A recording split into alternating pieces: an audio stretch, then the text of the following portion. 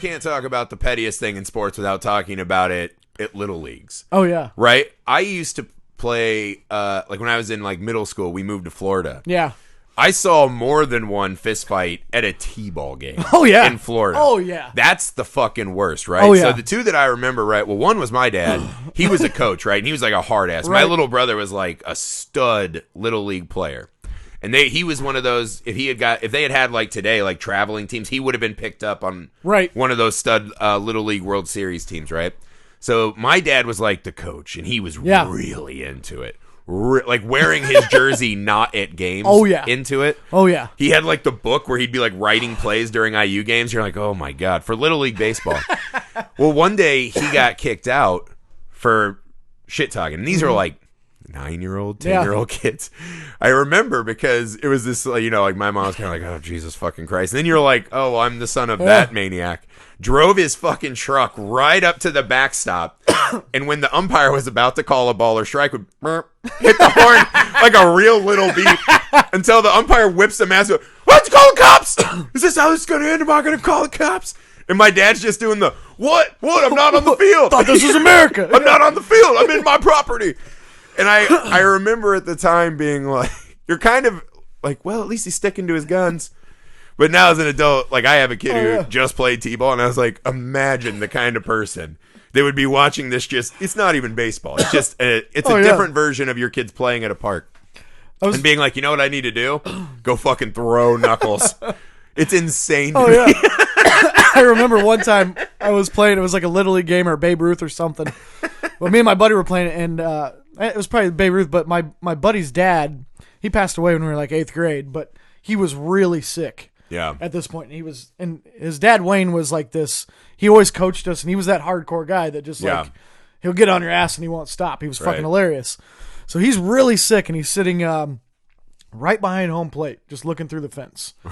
And it's like 90 degrees out, and he's wrapped up in a blanket, like he's he's on his last round of chemo, like he's like he shouldn't be there, but he is right watching his kid play.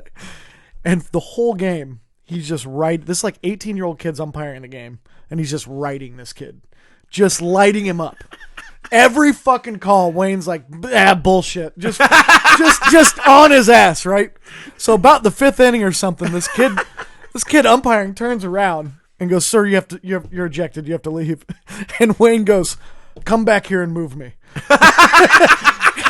And the kid's face was like, he'd never planned for that response. He goes, well, just keep it down then, okay? Oh. And turns around, he's like, game on. And we're all like, fuck yeah, Wayne! I used to do that in college. I would umpire. Oh, yeah, me too. It was one of those things where you're like, you had to do that to a couple coaches, where like I would literally just stand there with my mask off and stare and be like, whenever you're ready, dude. Like, are we going to do this, or I'm going to cancel this game? Your team loses it. I was like, I'll abuse all my power. Like, I'm hungover.